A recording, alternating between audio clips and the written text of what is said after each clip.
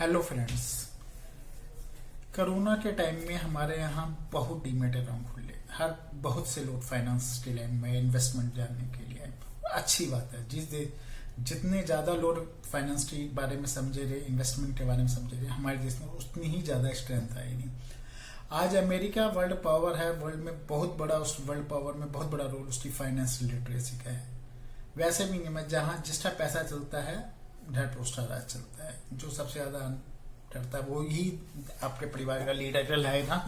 तो यही नियम भी है, नेचर का नियम भी है कि लिटरेसी आपको जरूर हो।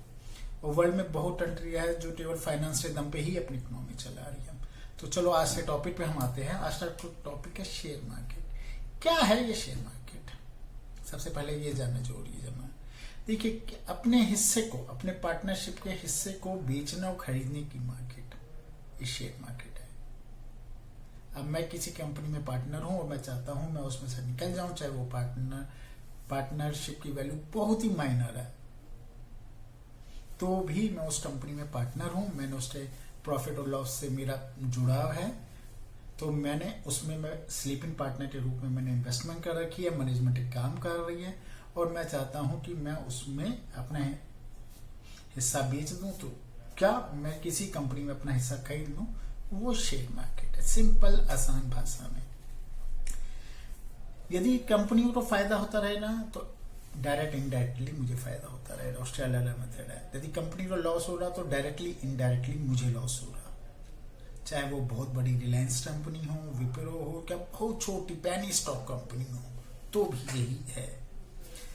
आर्टिस्ट की जरूरत क्या है? पट्टू पड़ रही संसार में आज टोटी शेयर मार्केट बने, एक सब कुछ बने। बेसिकली कंपनी का स्ट्रक्चर इतना बड़ा हो रहा है कि आप उसको ग्रो करने के लिए फाइनेंस की जरूरत थी। पहले एक छोटे से गांव में, छोटे स्कूल में एक छोटा दुकानदार होता था, वो अपने इलाके में अपनी पहचान होती थी, तो घर की छोटी कैपिटल में प्रोप्राइटरशिप फर्मों से काम चलता था। अब जितने ब्रांड है वो ग्लोबल ब्रांड बन जाते हैं। क्या मुझे ऑल इंडिया लेवल पे काम करना है? उदाहरण 1950-60 में हल्दीराम एक बीकानेर का छोटा सा शॉपकीपर था, तो शॉपकीपिंग के हिसाब से काम करता था। आसपास के लोग जानते थे। आज ऑल इंडिया में उसका माल बिक रहा है, वर्ल्ड में बिक रहा है। चाहे हिंदुस्तान लीवर लिमिटेड अमेरिका की ये छोटी सी एक कंपनी थी, ये अपने डोमेस्टिक प्रोडक्ट बनाती थी, डोमेस्टिक जगह पे बेचती थी। आप पूरे वर्ल्ड में बेचना चाहती है तो जितने बड़े इलाके में बेचना चाहिए उतने फाइनेंस की जरूरत होगी। जितने उसे फाइनेंस की जरूरत होगी उतने उसे पैसे अरेंज करने के सिस्टम को जाना पड़ेगा। अब पैसे अरेंज करने का मोटा मोटा वर्ल्ड में दो सिस्टम है। क्या तो वो फाइनेंस से, बैंकों से, अदर सोर्सेज से पैसा उधार ले ले, क्या फिर वो अपने पार्टनर बना ले, पार्टनर नेटेट ले।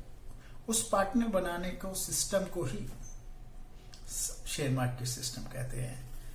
पहले वो आईपीओ के थ्रू आता है, वो अलाउट करते हैं, वो फिर वो लोग आपस में सेकेंडरी में एक दूसरे को बेचते खरीदते रहते हैं, और जो उसका प्राइस चलता रहता है उसे शेयर मार्केट प्राइस बोलते हैं, उसको कंपनी का प्राइस बोलते हैं। प्राइस एक दिन में हम मोटा मोटा 4 रूप में नाप लेते हैं: ओपनिंग, क्लोजिंग, कहाँ पे खुला, कहाँ बंद हुआ, क्या उसने हाई मारा और क्या उसने लो मारा। अब सबके मन में एक क्वेश्चन आता है, सर ये सब तो समझ में आ रहा है शेयर मार्केट क्या होता है, इससे हमें कोई डायरेक्टली इनडायरेक्टली फायदा नहीं, केवल एक ज्ञान बढ़ाने के लिए। क्या अभी हमें इन्वेस्टमेंट करना चाहिए? तो अब हम आज की सिचुएशन की बात करते हैं। देखिए, आज हमारा P28 हो गया है। 2000 में भी 28 हो चुका था हमारा P, जो कि बहुत हाईएस्ट लेवल होता है लगभग शेयर मार्केट के हिसाब से। उस समय हमने 53% हम डाउन ट्रेंड हुए थे। 2008 में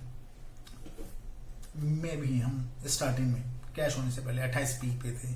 उस साल हम 64% क्रैश हुए थे।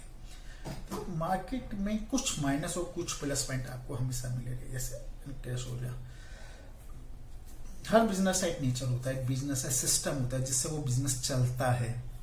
तो शेयर मार्केट का सिस्टम क्या है? शेयर मार्केट का सिस्टम है कि उससे पैसा ग्रो करे। देखिए, किसी भी कंपनी, किसी भी चीज को पैसा कमाने के कई लोग बोलते, क्या तो उसका स्थान बदल दिया जाए, क्या उसका रूप परिवर्तन कर दिया जाए, उसका ज्ञान परिवर्तन कर दिया जाए, समय परिवर्तन कर दिया जाए, नाम परिवर्तन कर दिया जाए। जैसे कि स्थान परिवर्तन है कि मैंने कोई चीज बम्बई से खरीदी, दिल्ली बेची, अमेरिका से खरीदी, इंडिया बेची, इंपोर्ट किया और मुझे इंडिया प्राइस में बेच रहा हूँ। मैंने उसका रूप परिवर्तन कर दिया। आटा मैंने 30-40 रुपीज़ किलो लिया, उसकी रोटी बनाई, ब्रेड बनाई और ब्रेड में 150 रुपये किलो बेच रहा हूँ। क्या उसका कुछ 400 ग्राम की पैकिंग के हिसाब से बेच रहा हूँ। ऐसे ही मैंने कोई ज्ञान परिवर्तन कर दिया किसी चीज़ में। केमिकल्स थे, उसकी मेडिसिन बना दिया, वो मेडिसिन के दाम जैसे केमिकल्स के रेट से कुछ लेना देना नहीं है। तो ऐसे शेयर मार्केट में समय परिवर्तन होता है। जब समय परिवर्तन आपको करना है तो इसका एक ही एडवांटेज है, ये आपको केवल समय परिवर्तन से कमाती है। तो ये प्योरली इन्वेस्टमेंट बिजनेस है। जो इन्वेस्टमेंट करता है वही शेयर मार्केट का बिजनेस है। जो ट्रेडिंग कर रहा है वो शेयर मार्केट का बिजनेस नहीं है। यदि आप शेयर मार्केट को बेचना चाहते हैं तो आप बेशक हर महीने 100 रुपये, 500 रुपये, 50,000 रुपये अपनी कैपेसिटी, अपनी सेविंग के हिसाब से इन्वेस्ट कीजिए अच्छी कंपनी में, क्योंकि इन्वेस्टमेंट ही बिजनेस है, शेयर नहीं। और आपको एक चीज मैं बताता हूँ, अच्छे इन्वेस्टर को, गुड इन्वेस्टर को केवल ब्याज का नुकसान यदि वो अच्छी कंपनी में चलाते हैं, उसको मूल का नुकसान नहीं। क्योंकि आपने चाहे वो ऊंचे प्राइस में लिया या नीचे प्राइस में लिया है, आपका प्राइस यदि आपने सही कंपनी में इन्वेस्ट किया है, आपने ग्रोइंग कंपनी में इन्वेस्ट किया है, ग्रोइंग कंट्री पे इन्वेस्ट किया है, तो आपका प्राइस जरूर आएगा। हाँ, आपको ब्याज का नुकसान हो सकता है, मूल तक का भी नुकसान नहीं हो रहा। लेकिन यदि आपने खराब कंपनी में इन्वेस्टमेंट किया, खराब कंट्री पे किया, खराब आदमी पे इन्वेस्ट किया है, खराब मैनेजमेंट पे खराब किया है, तो बड़ा रिस्क है। इन सब की स्टडी के लिए हमने ये चैनल बनाया है। आप सबको पसंद आएगा। यदि आपको पसंद आए तो लाइक कीजिए। थैंक यू दोस्तों।